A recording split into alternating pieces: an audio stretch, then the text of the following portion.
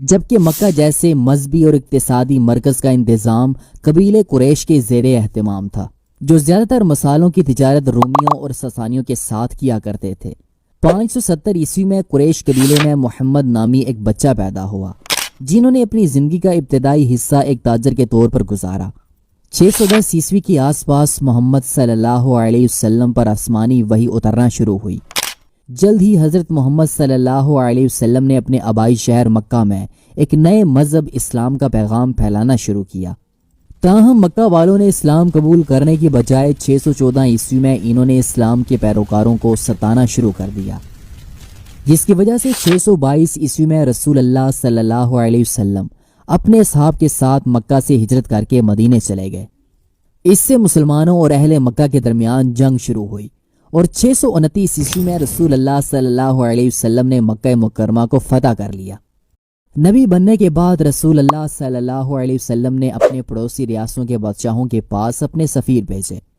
ساسانی شہنشاہ کے خسرو نے رسول اللہ صلی اللہ علیہ وسلم کے سفیر کی توہین کی، جبکہ رومیوں کے پاس بھیجے جانے والے مسلمان سفیر کو غسانی علاقے میں بے دردی کے ساتھ شہید کر دیا گیا، جس پر 629 عیسوی میں موتا کا مارکا پیش آیا، جس پر رسول اللہ صلی اللہ علیہ وسلم نے اپنے 3000 کے مجاہدین کو اپنے سفیر کی شہادت کا بدلہ لینے کے لیے روانہ کیا۔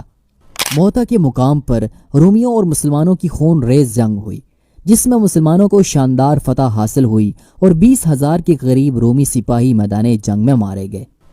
بہرحال عرب میں رسول اللہ صلی اللہ علیہ وسلم نے فتوحات کا سلسلہ جاری رکھا، اور انہوں نے 631 عیسوی تک جزیرہ نمائے عرب کے بیشتر حصے پر اسلامی پرچم لہرایا، اور تمام عرب مسلمان ہو گئے۔ اس کے کچھ ہی عرصے کے بعد رسول اللہ صلی اللہ علیہ وسلم اس دنیا سے وصال فرما گئے۔ نبی کریم صلی اللہ علیہ وسلم کی وفات کے بعد ان کے قریبی ساتھیوں میں سے حضرت ابوبکر صدیق راشدین خلافت کے پہلے خلیفہ کے طور پر سامنے آئے، اور انہوں نے خلافت کی ذمہ داریاں سنبھالیں۔ حضرت ابوبکر صدیق کے خلافت کو قائم ہوئے ابھی تھوڑا ہی عرصہ گزرا تھا کہ عرب میں بیشتر قبائل نے زکوٰۃ دینے سے انکار کر دیا، اور 20 ایسے اٹھے کہ جنہوں نے نبوت کا جھوٹا دعویٰ کیا۔ سوائے حجاز کے تمام جزیرہ نما عرب نے سیدنا ابوبکر صدیق کی خلافت کے خلاف بغاوت کھڑی کر دی تھی، جس کو ریلا وارز یا پھر فتنہ ارتداد کہا جاتا ہے۔ تاہم سیدنا ابوبکر صدیق نے تیزی کے ساتھ ان جھوٹے نبیوں کے خلاف پیش قدمی شروع کی، اور انہوں نے اگست کے شروع میں ان باغیوں کو شکست دی۔ اس ابتدائی شکست کے بعد اب سیدنا ابوبکر صدیق کو تھوڑا وقت مل گیا تھا، کیونکہ اس دوران شمال میں بھیجی ہوئی اسلامی فوج واپس آ رہی تھی۔ اس فوج کے آنے کے بعد سیدنا ابوبکر صدیق نے ایک باصلاحیت کمانڈر ہونے کا ثبوت دیا۔ انہوں نے بجائے اس کے کہ تمام فوج کو جمع کر کے ایک ہی قبیلے کے خلاف جنگ لڑتے، اس کے بجائے انہوں نے اپنی فوج کو مختلف چھوٹے چھوٹے دستوں میں تقسیم کر کے ان تمام منکرین زکوٰۃ اور جھوٹے نبیوں کے خلاف انہیں روانہ کیا۔